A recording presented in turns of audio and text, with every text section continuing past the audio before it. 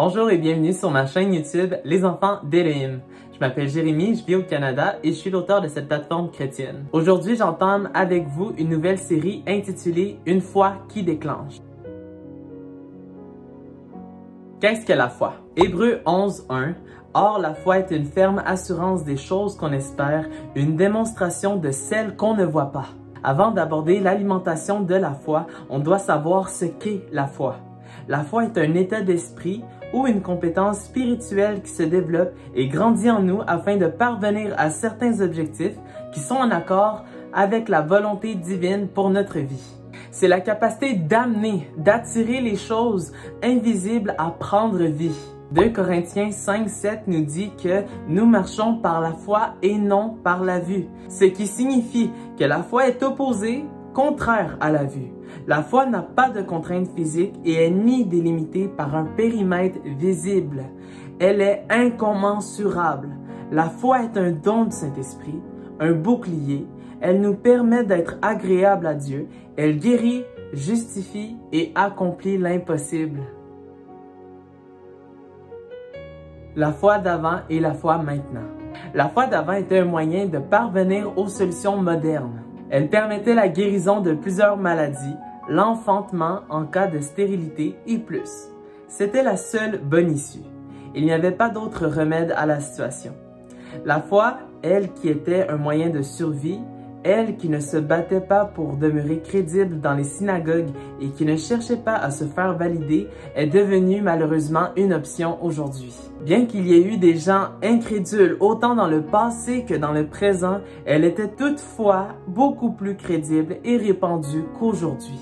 Tu es malade? Prends ce médicament. Ça va te remettre en pleine forme en quelques heures seulement.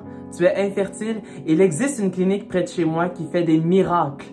Tu es seul? Il y a cette application où tu peux rencontrer des gens. Tu ne seras plus seul.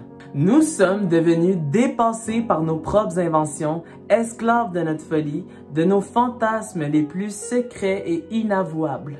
L'accessibilité du mal, les influences et les passions charnelles sont en train de corrompre ta foi. Et je t'encourage à renoncer à ce qui corrompt ta bonne conduite chrétienne. Ne brûle plus pour le monde, mais brûle pour Dieu. Si tu es attaché à ce péché qui t'empêche d'avancer, rappelle-toi ce truc, le péché m'empêche. Tu as une destinée plus grande que tu ne peux l'imaginer. Peux-tu croire que tout ce que Jésus a fait, tu peux le faire aussi? Que l'incrédulité cesse de te freiner, car ce qui alimente ta foi, c'est la parole de Dieu. Romains 10:17. Ainsi, la foi vient de ce qu'on entend et ce qu'on entend vient de la parole de Christ. Tu dois te ressaisir et te remettre à lire, car si tu crois savoir, tu ne sais rien. J'ai été tourmenté par toutes sortes de crises d'anxiété et perturbé dans mon sommeil depuis plusieurs mois, et c'est du moment où j'ai commencé à déclarer la parole que j'ai commencé à vivre une délivrance. Si tu t'y appliques concrètement, tu vivras des miracles. Et je veux juste te dire à toi qui écoutes cette vidéo, ne perds pas espoir pour ta vie. Si tu vis des attaques, c'est normal. C'est le diable qui veut t'éloigner de ta destinée. Tu as ta place auprès de Dieu et il t'attend. Remets-toi à lire la Bible, même si tu ne comprends pas tout, c'est pas important. C'est l'Esprit Saint qui va te révéler le nécessaire.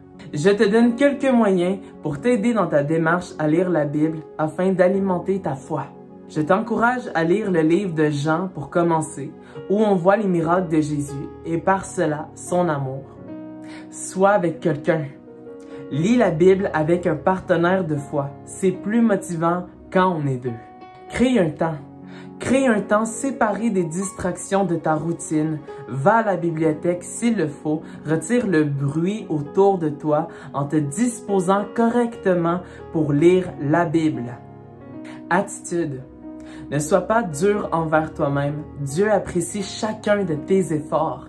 Et si ce n'est que la moitié d'un chapitre que tu as lu aujourd'hui, c'est déjà formidable.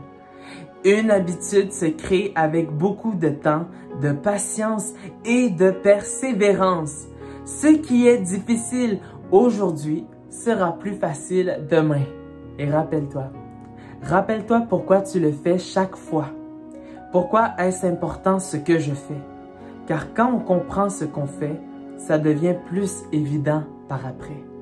C'est tout pour aujourd'hui. Vous avez un potentiel immense et je le crois. Je prie pour chacun de vous. Une percée t'attend.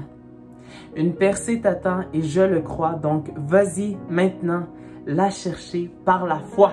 Soyez bénis la famille Elim. On se voit pour une prochaine vidéo. Bye!